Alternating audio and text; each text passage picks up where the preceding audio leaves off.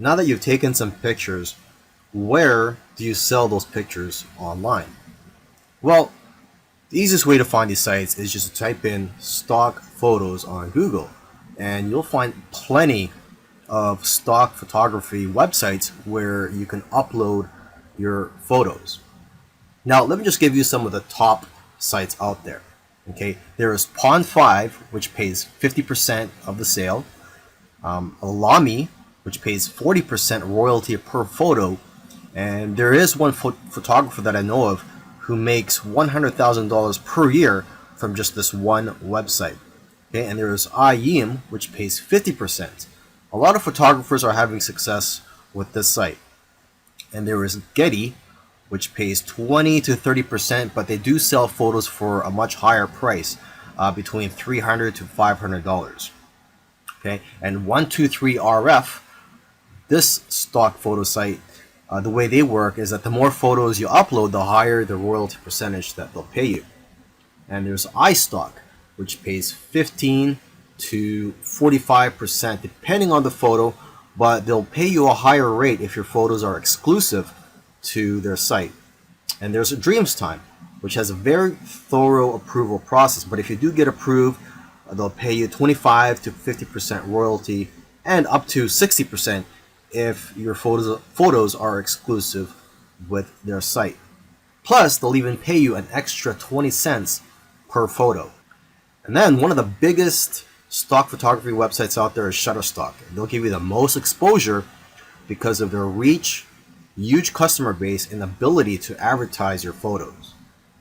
And there's Adobe, which will give you almost as much sales but higher sales amounts.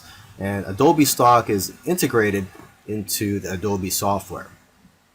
There's iStock Getty Images, which can also get you a lot of sales.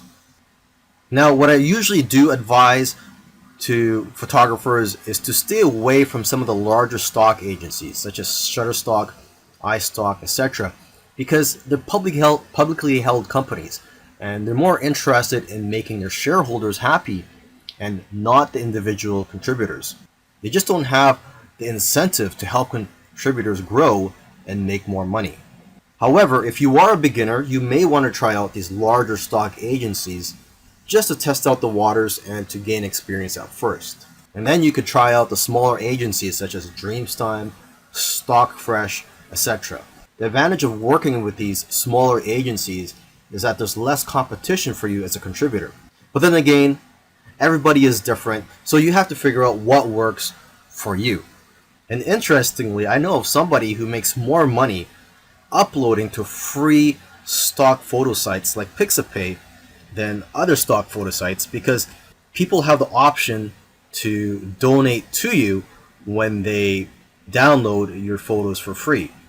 In the previous video where I spoke about where to sell your photos online, I forgot to mention that you could also sell your photos directly from your phone, and there are a few apps available for that, but the most popular photo app right now is one called Foap. And with Foap, you download it, and I believe it's available both for the Android and the iPhone, and you get 50% of the sale. But you can make more money by joining what they call missions on Foap, and these missions are sort of like projects for brands and other companies.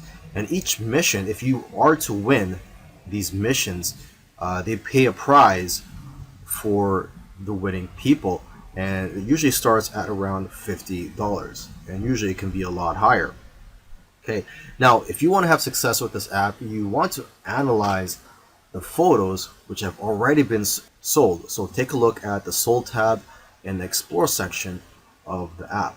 I also recommend that you analyze the profiles of people who have won missions or sold a lot of photos, as they usually have a lot of good photos which can give you ideas. And lastly, you could create profile on Foap and follow people, so you can follow other photographers and they could follow you, and you guys can share tips with each other and be more successful in the long run.